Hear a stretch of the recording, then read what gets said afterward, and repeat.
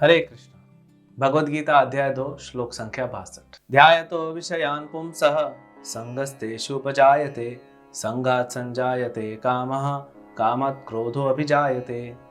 इंद्रियां विषयों का चिंतन करते हुए मनुष्य को उसमें आसक्ति उत्पन्न हो जाती है और ऐसी आसक्ति से काम उत्पन्न होता है और फिर काम से क्रोध प्रकट होता है। भगवान इन दो श्लोकों में 62 नंबर और जो हम कल करेंगे 63 चार स्टेप बता रहे हैं। एक्चुअली 8 स्टेप है। कैसे एक मनुष्य या एक जीवात्मा कैसे फंस जाता है और उसका विनाश हो जाता है। तो क्या है 4 स्टेप? सबसे पहले ध्यायतो विषयान् पुंसः। जो भगवान का भक्त नहीं है वह क्या करता है? इंद्रिय विषयों में जो ऐसी वस्तुएं हैं जहां के हम भोग करना चाहते हैं वहां पे उसका मन जाता है। पहले मन जाता है, ध्यायतो विषयान् पुंसः, वो ध्यान करता है। उस ध्यान से क्या होता है? संगस्तेषु उपजायते, आसक्ति हो जाती है।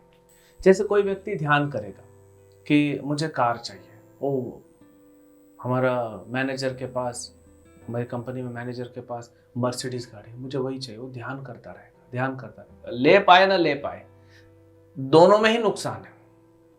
भौतिक चीजों पे ध्यान करने में आसक्ति आती है। अगर इसको मर्सिडीज में आसक्ति आ गई, अगर नहीं ले पाया तो फ्रस्ट्रेट, अगर ले पाया तो इच्छा और बढ़ेगी। तो इससे क्या होगा?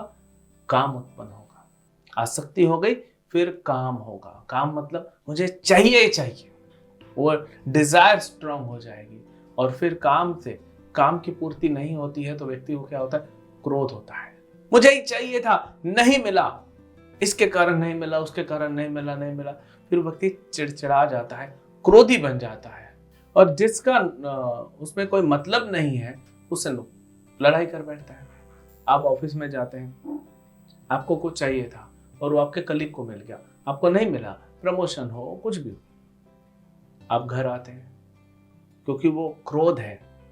अब ऑफिस में तो किसी पे निकाल नहीं सकते, न मैनेजर को बोल सकते हैं कुछ, न अपने कलीग को बोल सकते हैं, तो वो क्रोध आके घर पे निकलता है, पत्नी पे, बच्चों पे, अन्य से। वो लोग बेचारे सोचते रहते हैं हमने क्या किया, ये क्यों इतना क्रोधी हो रहा है? क्योंकि काम बैठा हुआ है। तो अगर हम इंद्रिय के जो भोग सामग्री है उस पर ध्यान करेंगे तो उसमें आसक्ति होगी। भौतिकता में आसक्ति होगी तो काम उत्पन्न होगा कि मुझे चाहिए ही चाहिए। उस स्टेज पे आ जाएंगे। काम मतलब लस्ट, मतलब मुझे ये चाहिए किसी भी कीमत पे। हम बोलते हैं ना, मुझे किसी भी कीमत पे चाहिए, और नहीं मिलने पर क्रोध होता है। आप 100 चीजों पे ध्यान करेंगे, 100 वस्तुओं पे आप ध्यान करते हैं, 100 वस्तुओं में आसक्ति होती है, 100 वस्तुओं के प्रति काम उत्पन्न होता है। पूरी 100 वस्तुएं तो प्राप्त नहीं कर पाओगे, कुछ ही प्राप्त होती है, बाकी सब में आपको फ्रस्ट्रेशन, एंगर, क्रोध उत्पन्न होता है। क्रोध जब उत्पन्न होता है या काम उत्पन्न होता है तो मनुष्य का बुद्धि, वो हम अगले श्लोक में देखें, कैसे बुद्धि विस्मित हो जाती है। दुर्वास मुनि को क्रोध हुआ अम्बरीश महाराज के ऊपर, देखिए क्या नुकसान कर बैठे। अब यही 4 चीजों को हम कृष्ण की सेवा में कैसे लगा सकते हैं? अब इंद्रिय भोग की सामग्री पे ध्यान न करते हुए कृष्ण की सेवा, कृष्ण के नाम, कृष्ण के कथा पे ध्यान करो। 4 चीज है ना, ध्यान, आसक्ति, काम और क्रोध।